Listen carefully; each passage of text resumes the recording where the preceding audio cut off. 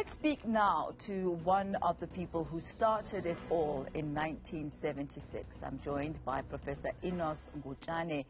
He's now 65 years old and was one of the pioneering pupils from Naledi High School. Well, he actually wrote a letter to the then Minister of Bantu Administration and Development, Michiel Botha, in April of 1976. And in that letter, he told him that pupils preferred English to Afrikaans as the medium of instruction in township schools.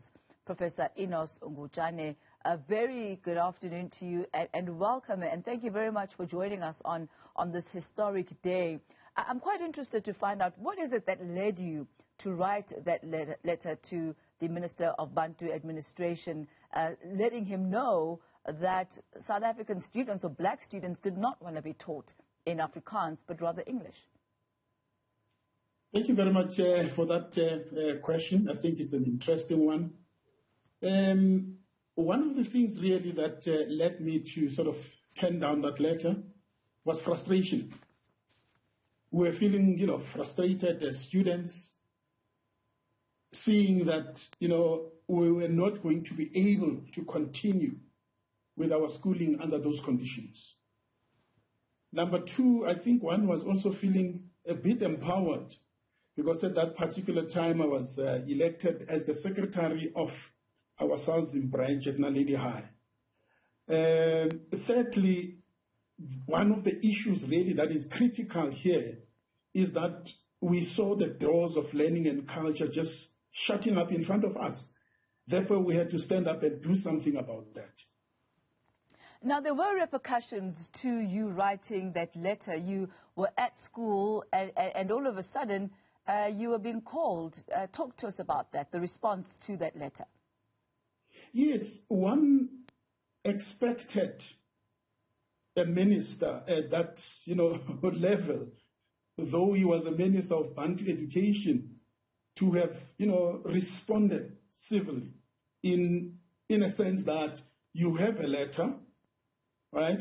Why don't you write back or invite the writer so that you can sit down and explain why are you imposing Afrikaans as a medium of instruction?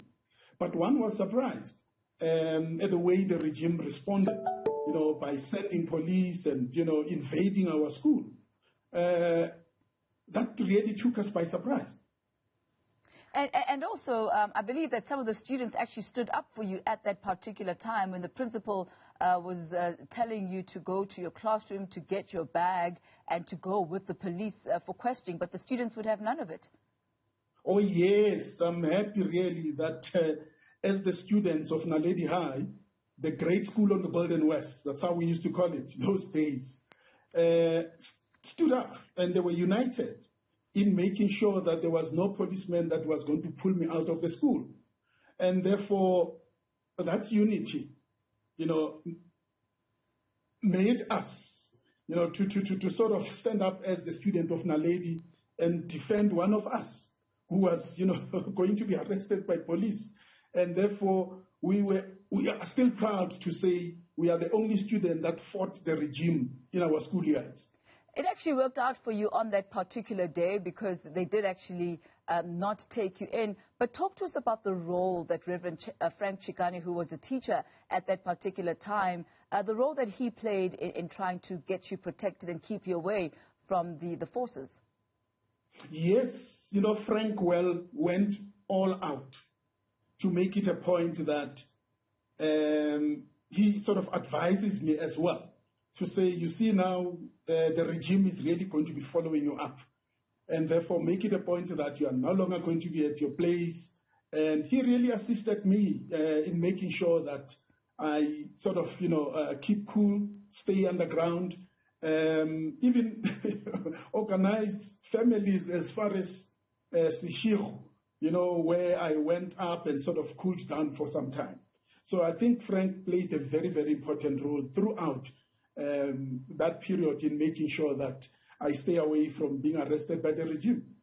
So, Professor, at that particular time, how many other students perhaps that you were aware of were in that same situation that you were in, who were quote-unquote wanted by the police for questioning regarding the issue of Afrikaans in schools? One other thing that most of the writers don't mention is that there were a number of schools that were out in the streets long before June 1976.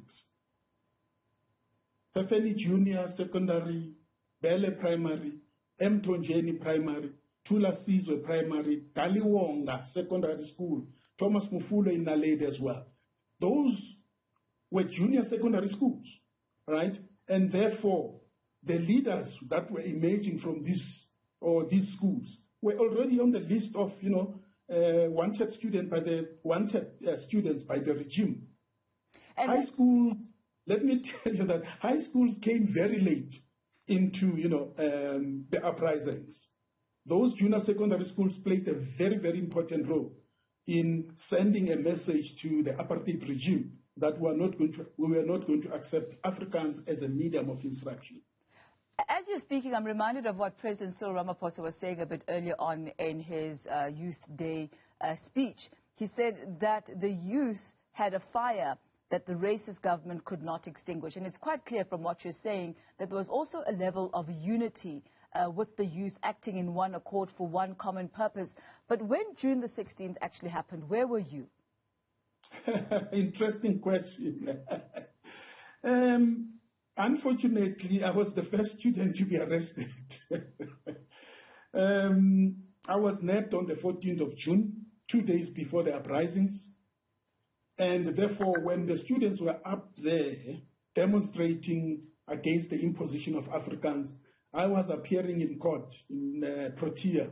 That was my first day to appear in court. So I did not see June 16th. So you were in court, and how did you get out? Interesting question as well. Throughout that confusion of June 16 itself, it is not only the students who were demonstrating against the regime that were killed. Innocent, people were coming from work, some of them got injured, some of them were killed. Now, interestingly, when I appeared for the second time after June 16, I was no longer alone. We were about 10 of us.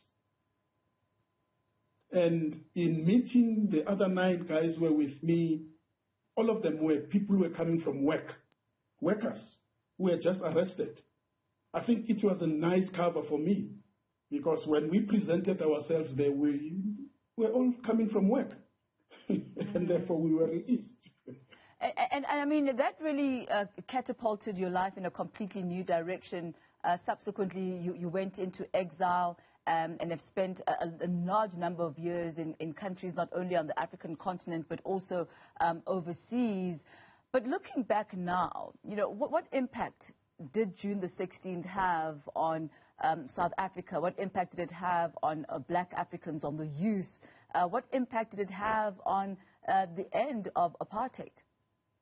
The issue of the class of 76, I think it's an important one, in a sense that it really united us as the youth to confront the regime and also exposed the atrocities that were committed by the regime to the outside world. That is why United Nations came out and declared apartheid as a crime against humanity. There were boycotts, cultural boycotts, education boycotts that were mounted by people in the UK, in Holland, where we had the biggest, anti-apartheid, for example, in the UK.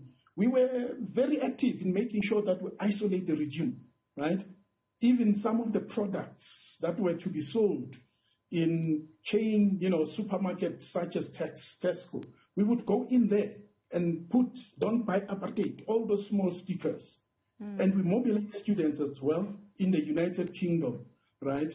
At some stage, Barclays Bank itself lost about £5 billion from students who were just walking away from a bank that was supporting apartheid. So the uprising themselves exposed the regime, and everybody was prepared to come on board to assist us to challenge the regime itself.